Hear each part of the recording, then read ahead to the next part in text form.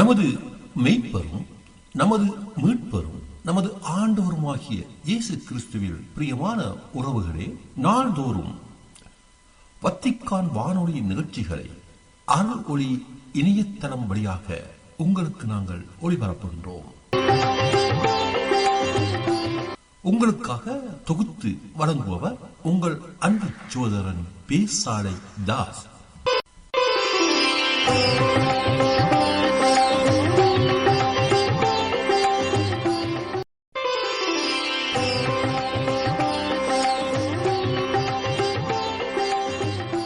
லவ்தேத்து இயேசுஸ் கிறிஸ்துஸ். இயேசு கிறிஸ்துவுக்கு புகழ். தமிழ் கூறும் நல்லுலகில் வாழும் அனைத்து அன்புள்ளங்களுக்கும் வத்திக்கான் வானொலியின் வணக்கம். இறைவன் உங்கள் உள்ளத்தையும் இல்லத்தையும் தன் அன்பாலும் அருளாலும் அமைதியாலும் இன்றும் என்றும் நிரப்புவாராக.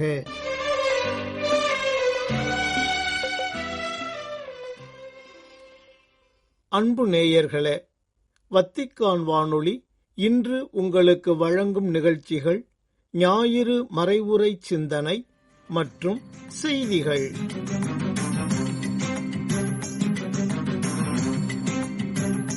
பொதுக்காலம் 2ஆம் ஞாயிறு. புனித வாழ்விற்கு சான்றுகளாவோம். உன் பாதம் சரணாகின்றே,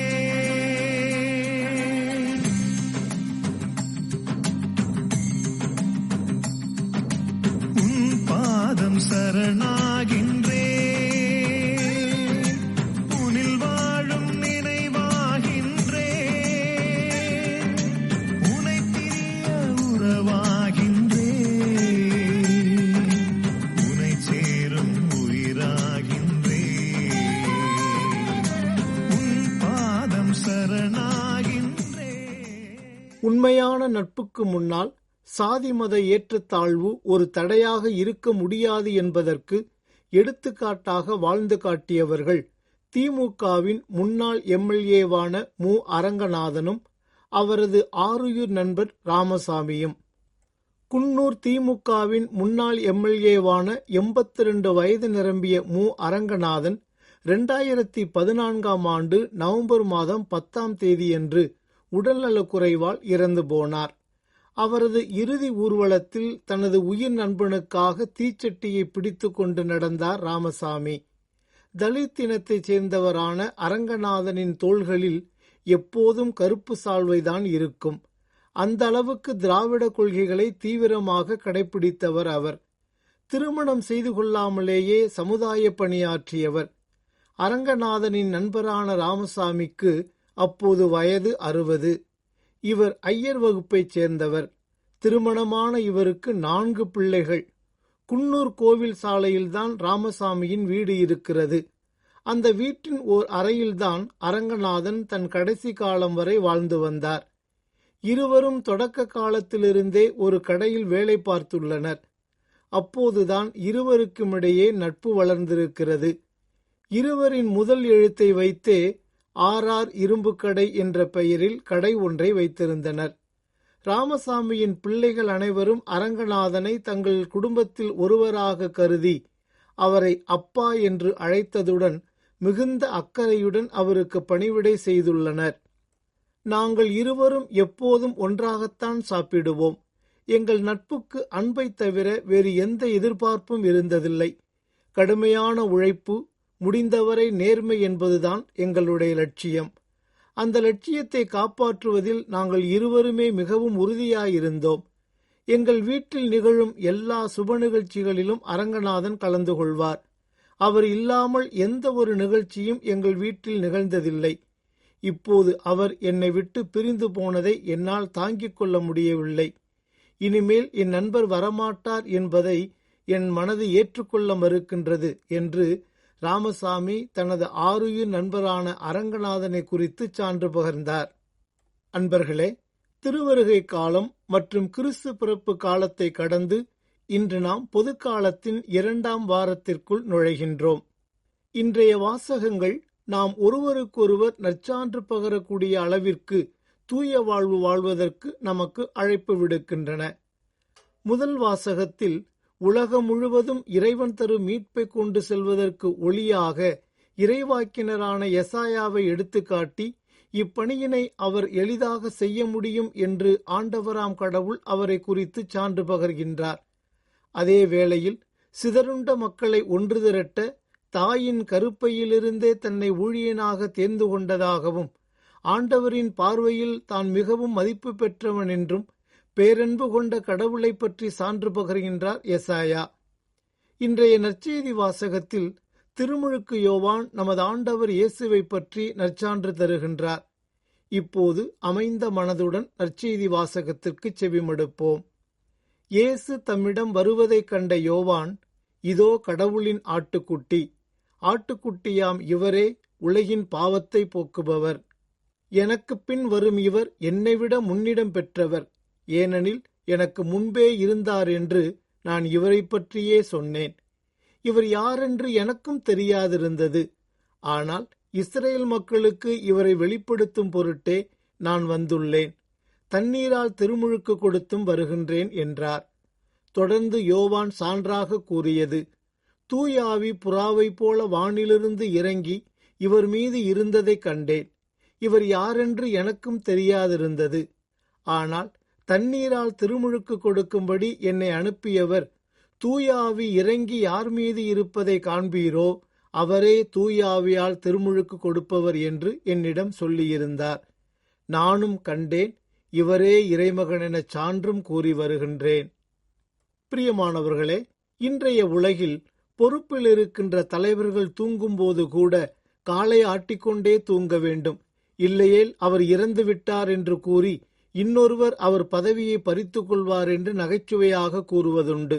ஆனாலும் பல நேரங்களில் இதுவே உண்மையாகி போகின்றது. காரணம், நாற்காலி என்னும் பதவியை அடைவதற்காக இன்று எல்லாவிதமான அட்டுழிய செயல்களும் அரங்கேற்றப்படுகின்றன. பொறுப்பு என்பது மக்களுக்கு பணியாற்றுவதற்காகத்தான் என்பதை மறந்து நாம் பெரும் பதவிகள் வழியாக பெயரும் புகழும் செல்வாக்கும் பெற வேண்டும் என்பதற்காக நிகழ்த்தப்படும் மனிதாபிமானமற்ற செயல்கள் மக்களின் வாழ்வை நிர்மூலமாக்கி வருகின்றன. இது துறவு வாழ்விலும் தற்போது அதிகம் காணப்படுகின்றது என்பது மிகவும் வருத்தத்துக்குரியது. எருசலேமில் உள்ள யூதர்கள் குருக்களையும் லேவியர்களையும் திருமுழுக்கு யோவானிடம் அனுப்பி, நீர் யார் என்று கேட்டபோது அவர் நான் மெசியா அல்ல என்று வெளிப்படையாக கூறி மறுக்காமல் ஒப்புக்கொண்டார். அப்படியானால் நீர் யார், நீர் எலியாவா என்று கேட்டபோதும் அவர் நானல்ல என்றார். மூன்றாவது முறையாக நீர்தாம் வரவேண்டிய இறைவாக்கினரா என்று கேட்டபோதும் அவர் இல்லை என்று மறுமொழி கூறியதுடன் தான் ஆண்டவருக்கான வழிகளை செம்மைப்படுத்த வந்தவன் என்பதை மிகவும் தாழ்ச்சியோடு அவர்களிடத்தில் பதிவு செய்கின்றார். திருமுழுக்கு யோவான் நினைத்திருந்தால் தானே மெசியா என்று சொல்லி இருந்திருக்க முடியும். காரணம், அவரை சுற்றியும் எண்ணற்ற மக்களும் சீடர்களும் இருந்தனர். ஆனால் அவர் அப்படி செய்யவில்லை. தன்னை முன்னிலைப்படுத்திக் கொள்ளாமல் ஒரு உண்மையான கதாநாயகனின் வெற்றிக்கு திரைக்கு பின்னாலிருந்து உழைக்கும் ஒரு உண்மை தொண்டனாகவே தன்னை நிலைநிறுத்திக் கொண்டார். மேலும் தன்னை ஒரு விதையின் வெளிப்புறத்தில் உள்ள ஓடாகவும் மீட்பராகிய இயேசுவை அவ்வோட்டின் உள்ளிருக்கும் உயிர்தரும் விதையாகவும் வெளிப்படுத்துவதாகவும் நாம் ஒப்பிடலாம். விதை ஒன்றை நாம் மண்ணில் நடும்போது என்ன நிகழ்கிறது? அதிலுள்ள விதை விருட்சமாகி வெளியே வரும்போது தனக்கு கொடுக்கப்பட்ட கடமையை செய்து முடித்து விட்டதாக கருதி அந்த ஓடு விதையிலிருந்து விடைபெற்றுக் கொள்கிறது. அவ்வாறுதான் திருமுழுக்கு யோவானும் செயல்படுகிறார். இவரது மனத்தாழ்மையின் காரணமாகவே திருமுழுக்கு யோவான் இறைவாக்கினரை விட மேலானவர் என்றும், மனிதராய் பிறந்தவர்களுள் திருமுழுக்கு யோவானை விட பெரியவர் எவரும் தோன்றியதில்லை என்றும் கூறி பெருமிதம் கொள்கின்றார் இயேசு. உண்மையான அன்பிற்கும் நட்பிற்கும் சான்று பகரும் விதமாக பழைய ஏற்பாட்டில் அருமையான நிகழ்வொன்று வருகிறது. அதுதான் தாவீதுக்கும் யோனத்தானுக்கும் இடையே நிகழும் புனிதமான நட்பு. கோலியாத்தை கொன்றொழித்த தாவீதின் மீது மன்னர் சவுல் தொடக்கத்தில் அளவில்லா அன்பும் மதிப்பும் கொள்கின்றார். இதை கண்ட சவுலின் மகனான யோனத்தான் மிகவும் பூரித்து போய் தாவீதை தனது உயிரென போற்றுகின்றார். அப்பகுதியை இப்போது நம் நினைவுக்கு கொணர்வோம். பின்பு யோனத்தான் தாவீதுடன் உடன்படிக்கை செய்து கொண்டார். ஏனெனில் அவரை தம் உயிரென கருதி அவர் மீது அன்பு கொண்டிருந்தார். யோனத்தான் தான் அணிந்திருந்த மேலங்கியை கழற்றி தாவீதுக்கு கொடுத்தார். அத்துடன் தம் அங்கி, வாள், வில், கச்சை ஆகியவற்றையும் கொடுத்தார். தாவீது சவுல் தம்மை அனுப்பிய இடமெல்லாம் சென்று வெற்றியை கொணர்ந்தார். அதனால் சவுல் அவரை படைத்தலைவராக்கினார். ஆனால் தாவீது கொணர்ந்த எண்ணற்ற வெற்றிகளால் அவர் மீது பொறாமை கொள்ளும் மன்னர் சவுல் அவரை கொன்றுவிட தீர்மானிக்கின்றார். அப்போது தன் தந்தையின் கொடும் செயலை அறிந்த யோனத்தான் அவரிடம் சென்று தாவீதை குறித்து நற்சான்று பகர்கின்றார். இப்போது அப்பகுதியை வாசிப்போம். யோனத்தான் தாவீதை பற்றி தம் தந்தை சவுலிடம் நல்லவிதமாக பேசி, அரசர் தம் அடியான் தாவீதின் பொருட்டு பாவம் செய்ய வேண்டாம், ஏனெனில் அவன் உமக்கு தீங்கு ஏதும் செய்ததில்லை. மேலும் அவனுடைய செயல்கள் அரசில் மிகவும் பயனுடையவையாயிருந்தன. அவன் தன் உயிரை ஒரு பொருட்டாய் எண்ணாது அப்பெலிஸ்தியனை கொன்றான். ஆதலால் ஆண்டவர் இஸ்ரேலர் எல்லாருக்கும் பெரும் வெற்றியை அளித்தார். நீர் அதைக் கண்டு மகிழ்ச்சியுற்றீர். அப்படி இருக்க எக்காரணமுமில்லாமல் தாவீதை கொல்வதன் மூலம் குற்றமற்ற இரத்தத்திற்கு எதிராக நீ ஏன் பாவம் செய்ய வேண்டும்? அன்பர்களே, யோனத்தான் தன் மீது கொண்டிருந்த புனிதமான நட்பின் காரணமாகவே சவுலும் யோனத்தானும் போரில் கொல்லப்பட்ட போது தாவீது மிகவும் துயருற்று அழுது புலம்பி நோன்பிருக்கின்றார். யோனத்தான் நினைத்திருந்தால் தன் தந்தை சவுலுடன் சேர்ந்து கொண்டு தாவீதை கொன்று சவுலுக்கு பிறகு ஆட்சி அரியணையில் அமர்ந்திருக்கலாம். காரணம், அதற்கான அத்தனை வாய்ப்புகளும் சூழல்களும் அவருக்கு கிடைத்திருந்தன. ஆனால் யோனத்தான் தாவீது மீது கொண்டிருந்த உயிரான அன்பாலும் நட்பாலும் அந்த தீமையான செயலை செய்யாததன் வழியாக இருவருக்கும் இடையே நிலவிய புனிதமான நட்பிற்கு இறுதி வரை சான்று பகர்கின்றார். அவரது மரணத்திற்கு பிறகு அரியணை ஏறும் தாவீது இஸ்ரேல் மக்களின் இதயமாக, மீட்பராக 40 ஆண்டுகளுக்கு மேலாக ஆட்சி செய்கின்றார். யோனத்தானின் இறப்பை தாங்கிக் கொள்ள முடியாத தாவீதைப் போலவே திருமுழுக்கு யோவானின் கொடிய மரணத்தை தாங்கிக் கொள்ள முடியாமல் தவித்தார் நமது ஆண்டவர் இயேசு. திருமுழுக்கு யோவானின் மரணத்திற்கு பிறகு உண்மைக்கு சான்று பகர்ந்த அவரின் பாதையிலே இயேசுவும் தனது இறையாட்சி பணியை தொடங்குகின்றார். எனது கிறிஸ்தவ வாழ்வில் பிறருடன் நான் கொண்டிருக்கும் அன்பும் நட்பும் எப்படி இருக்கின்றது? உள்ளொன்று வைத்து புறமொன்று பேசும் போலியான உறவை கொண்டிருக்கின்றேனா?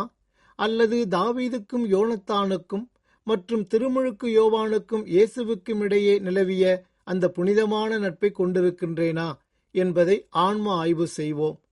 பொதுவாக இருவருக்கிடையே உண்மையான அன்பும் நட்பும் இழையோடும் போது அங்கே பொறாமை, சீற்றம், கட்சி மனப்பான்மை, பதவி வெறி, பணவெறி, ஆதிக்க வெறி, பழிவாங்கும் வெறி ஆகிய தீயவை யாவும் மறைந்து இறையன்பு, பிறரன்பு, எளிமை, மனத்தாழ்மை, விட்டு கொடுத்தல், ஏற்றுக்கொள்ளுதல், சுயநலமின்மை, மனித மாண்பை காத்தல், உயர்ந்த நோக்கிற்காக ஒன்றிணைந்து உழைத்தல் ஆகிய இறையாட்சி விழுமியங்கள் விளைந்து நற்பயன் தரும் என்பதை உணர்வோம். ஆகவே பிறர் மீது எப்போதும் உண்மையான அன்பையும் உயிரான நட்பையும் கொண்டு வாழ்வோம். அதற்கான இறையருளை இந்நாளில் இறைவனிடம் இறைஞ்சி மன்றாடுவோம். கடல் தேடும் நதினானாக, நிலம் தேடும் மழை நீயாக, கடல் தேடும் நதினானாக, நிலம் தேடும் மழை நீயாக, உடன் வாழ்வது உன் அன்புதான், உயிர் ஈவதும் உன் பண்புதான். ஏசையா, ஏசையா, கடலினில் நதியும் நிலத்தினில் மழையும் தேடலின் இறைவினை நானும் கண்டிட உன் பாதம் சரணாகின்றே, உனில் வாழும் நினைவாகின்றே, உனை பிரிய உறவாகின்றே. புனித வாழ்விற்கு சான்றுகளாவோம் என்ற தலைப்பில் இன்றைய ஞாயிறு சிந்தனையை உங்களுக்கு வழங்கியது வத்திக்கான் வானொலி.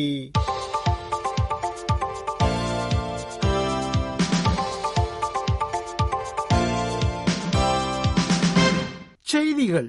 உண்மையான உறவு ஒன்றிப்பை உருவாக்க கடவுளுக்கும் பெரும்பாலும் புறக்கணிக்கப்படும் மக்களின் குரல்களுக்கும் நாம் முதலில் செவிமடுக்க வேண்டும் என்றும் திருத்தந்தையின் தூதர்கள் உறவு பாலங்களை கட்டி எழுப்புபவர்களாக இருக்க வேண்டுமென்றும் கேட்டுக்கொண்டுள்ளார் திருத்தந்தை 14ஆம் லியோ. ரோமையிலுள்ள பாப்பிரை கல்விக் கழகம் நிறுவப்பட்ட 325வது ஆண்டு நிறைவை முன்னிட்டு ஜனவரி 17 சனிக்கிழமையன்று அதன் குழுமத்திற்கு அனுப்பியுள்ள வாழ்த்துச் செய்தி ஒன்றில் ஆழமான ஆன்மீகம் கொண்ட அருள்பணியாளர்களாக இருங்கள் என்றும் வலியுறுத்தியுள்ளார். திருத்தந்தை 11ஆம் கிளெமெண்ட் அவர்களால் நிறுவப்பட்ட இந்த பாப்பிரை கல்விக் கழகம் திரு அவை மற்றும் தூதரக செயலாண்மை திறத்துடன் இணைந்து வளர்ச்சியடைந்துள்ளது என்றும் குறிப்பிட்டுள்ளார் திருத்தந்தை. முன்னாள் திருத்தந்தை பிரான்சிஸ் அவர்களின் வழிகாட்டுதலின் கீழ் மேற்கொள்ளப்பட்ட சீர்திருத்தங்களை எடுத்துரைத்துள்ள திருத்தந்தை இதில் இந்த கல்விக் கழகத்தின் வெளியுறவு செயலகத்துடன் ஒருங்கிணைப்பு மற்றும் வத்திக்கானின் தூதரக படையுடன் அதன் மேம்பட்ட தொடர்பு ஆகியவை அடங்கும் என்பதையும் சுட்டிக்காட்டியுள்ளார்.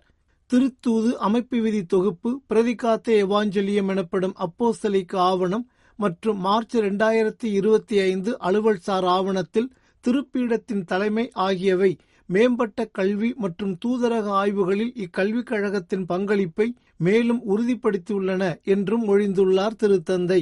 இப்பாப்பிரை கல்விக் கழகத்தின் பாடத்திட்டம் சட்டக்கல்வியை ஆன்மீக பயிற்சியுடன் இணைத்து வியூகம் மூலமல்லாமல் பிறரன்பு பணிகள் மூலம் நல்லிணக்க பணிக்கு அருள்பணியாளர்களை தயார்படுத்துவதை நோக்கமாக கொண்டுள்ளது என்றும் எடுத்துக்காட்டியுள்ளார் திருத்தந்தை. மாணவர்கள் தங்கள் ஆன்மீகத்தை ஆழப்படுத்துவதன் வழியாகவும் வலிமைக்காக இறைவேண்டலை நம்புவதன் வழியாகவும் இக்கல்விக் கழகத்தின் பாதுகாவலரான புனித பெரிய அந்தோணியாரை பின்பற்றுமாறு ஊக்குவித்துள்ளார் திருத்தந்தை.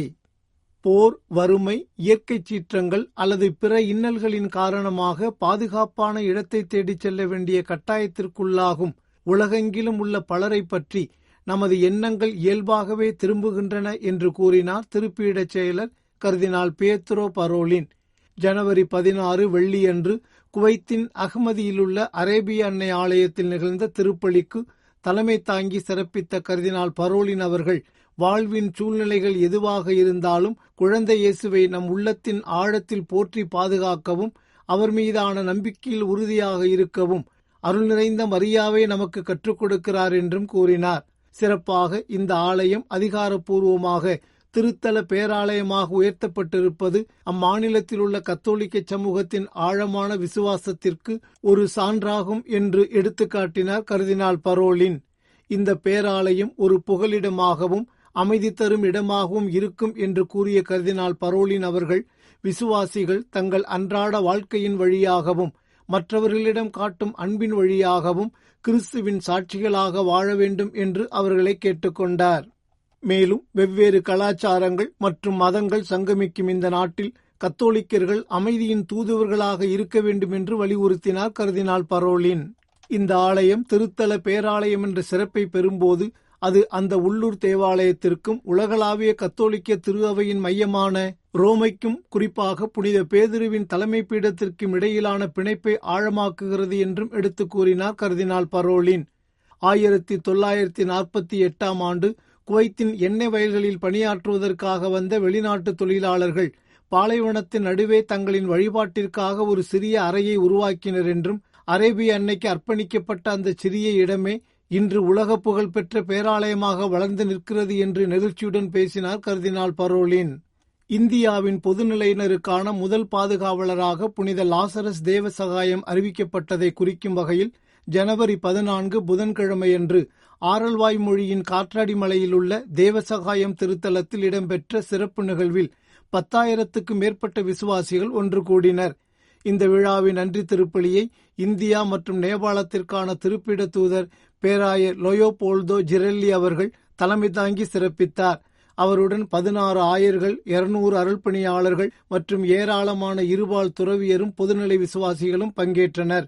புனிதத்துவம் என்பது அன்றாட குடும்ப வாழ்க்கையிலும் பொது வாழ்விலும் வாழப்பட வேண்டிய ஒன்று என்பதை புனித தேவசகாயத்தின் வாழ்க்கை நிரூபிக்கிறது என்று பேராயர் ஜிரெல்லி அவர்கள் குறிப்பிட்டார். இந்த புனிதரின் துணிவும் ஆழமான விசுவாசமும் இன்றைய சவால்களுக்கு மத்தியில் கத்தோலிக்க பொதுநிலையினர் தங்கள் விசுவாசத்தை ஆழப்படுத்தவும் சமூகத்திற்கு பணியாற்றவும் ஊக்கமளிக்கின்றன என்று கோட்டாறு மறைமாவட்டத்தின் ஆயர் நசரின் சூசே அவர்கள் கூறினார். இத்துடன் வத்திக்கான் வானொலியின் தமிழ் ஒலிபரப்பு நிறைவு பெறுகின்றது. வணக்கம்.